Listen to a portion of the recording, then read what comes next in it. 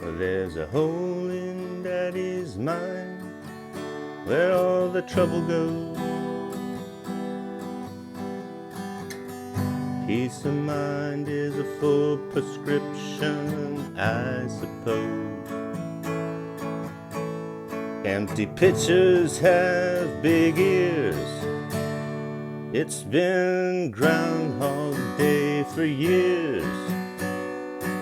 Football games and holidays are all that I live for.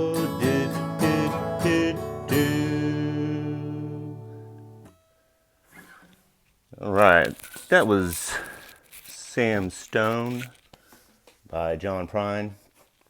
I just redid the words too a little bit.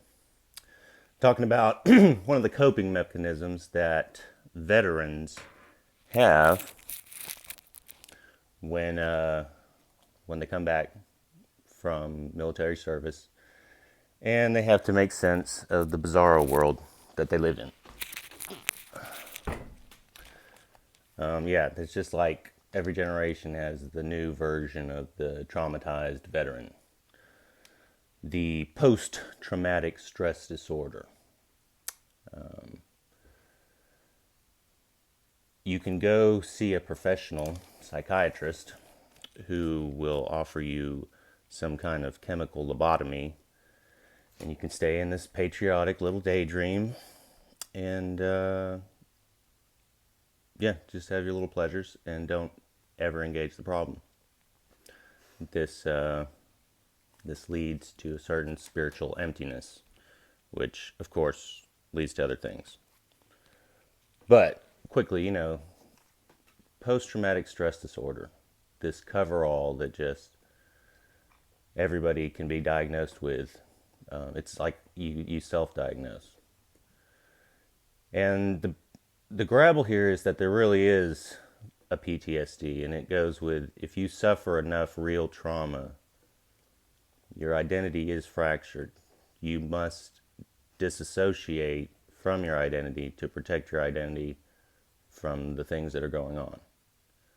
This is true. I think we've all met people who have been through things that cause them to disassociate, and then when they have to engage the subject that caused the trauma, there's severe dissonance that happens. But it's really easy to see people that actually have this associated with some problem. The problem with being able to diagnose yourself with it is we are told that anything that you think makes you feel disassociated is trauma, and therefore you should get your trauma money and your victim identity about the trauma.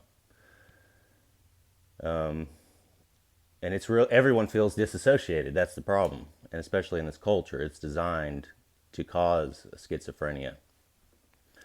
And so everyone is kind of just looking for that one catalyst that they could say, well, this is what caused my ultimate inability to be a complete self all the time.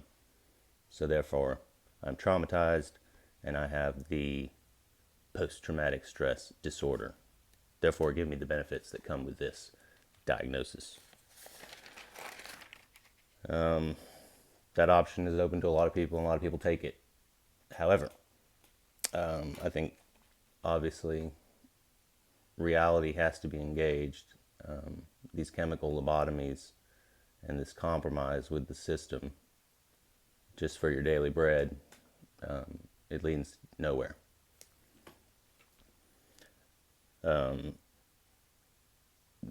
Nowhere except the feeling of ultimate helplessness and dependency on the establishment that put you in this situation in the first place.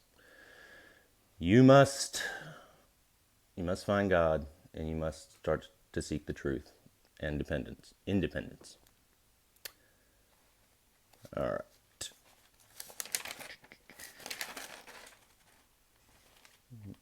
One more thing about 9/11.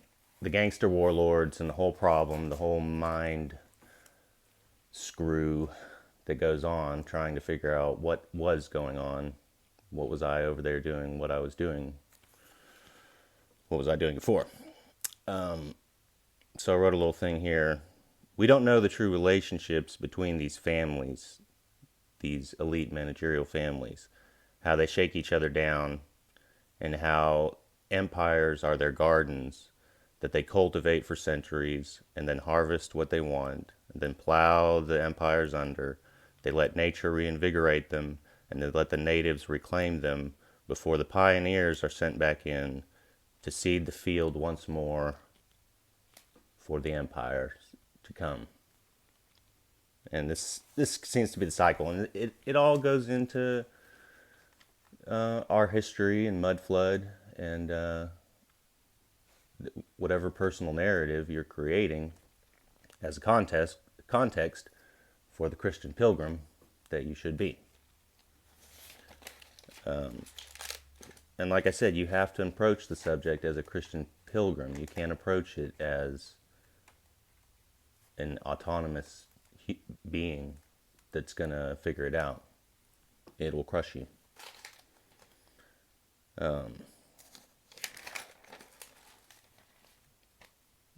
So yeah, that's just you have to view the 9/11 elite and this whole Game of Thrones. Keep the spice flowing. Oh, by the way, shout out to Comfy Bear. Keeps getting those Owen Benjamin streams on. And Owen had a great one on recently where he kind of went over the symbology in Dune, the Dune story, which is really big. It's really popular right now in the popular culture.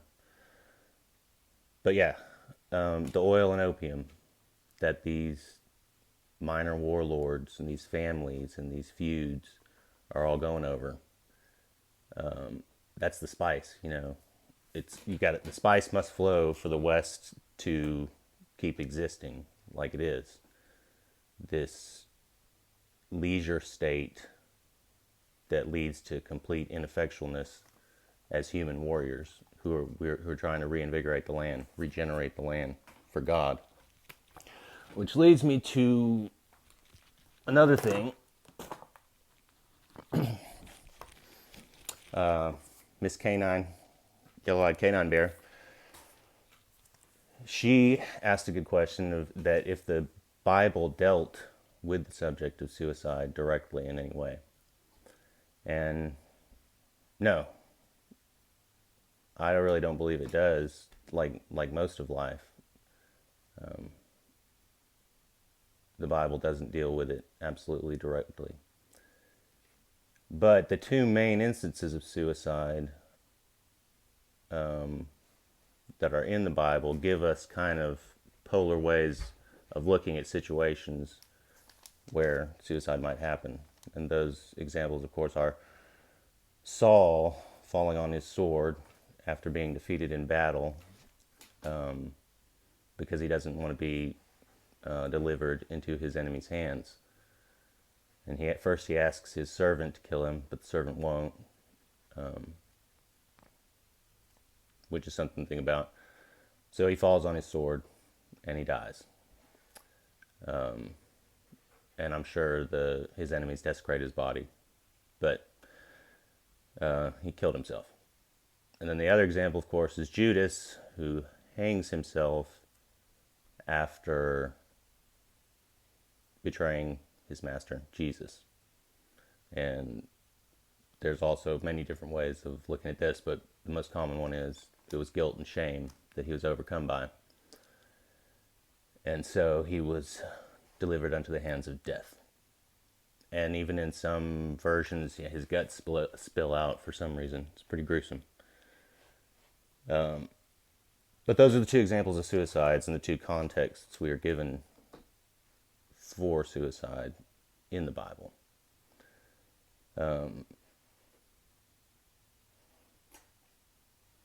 But yeah, it doesn't tell us directly how to feel or think about it. But if we do think about it enough, we see that suicide is really just the question of death itself. And death is really just the question of time and eternity. And time and eternity is the question of ultimate reality. And ultimate reality is the question of good and evil. This leads to God's relationship to man. And this leads to the question of, is it a universal relationship, or is there some kind of particularism involved with God's relationship to man? This is all what follows just thinking about the subject of suicide.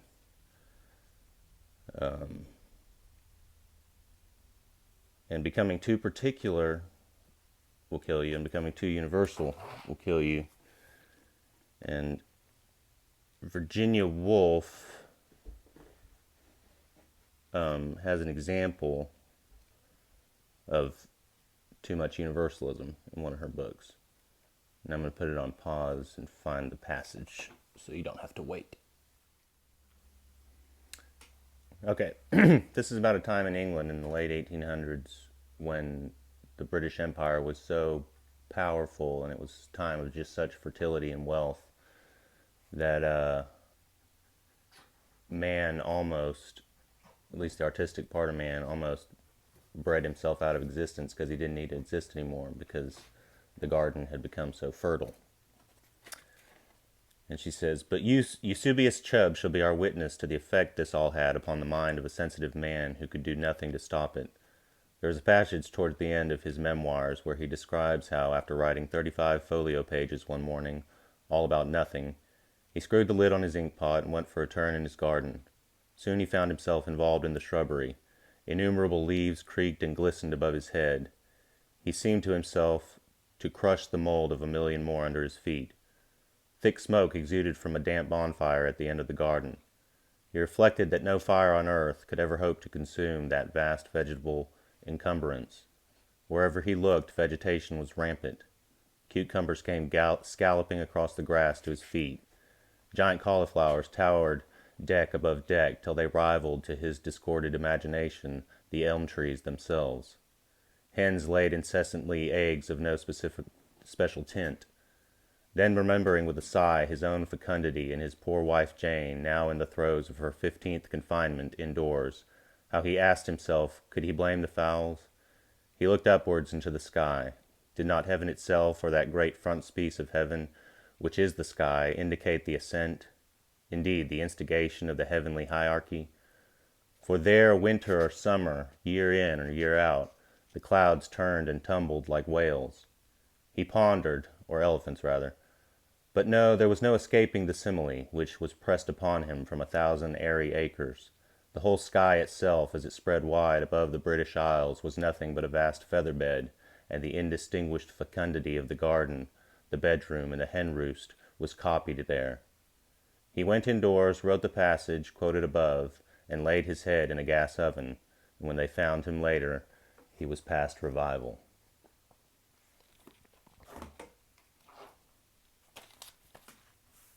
Okay, that's an example of having too universal an aspect of reality. And soon it begins to mirror itself and you get lost in it. You lose your identity and you exit. Jojo. Sorry, dog's chewing on something. Of course, the opposite is when you, through sin, evacuate yourself, and then the sky becomes gray, the earth becomes gray, your inner world becomes gray, and it's all gray, and you've got nowhere to turn to. And this is the other kind of inner death. But Cassie Henderson, she made a good point. Thank you for making it. Summed it up really nice. Sometimes suicide seems like the most selfish act in the world, and sometimes it seems, if not noble, and maybe not brave, at least responsible. It's a hard thing to say, but some people, once they realize they've become possessed by sin so much that it's hurting other people, then they remove themselves from the equation. Whether or not they cause more damage doing this than damage they saved by doing it, that's between God and them. And it's also between God and them what's worse, death or living death, being dead inside or actually dying.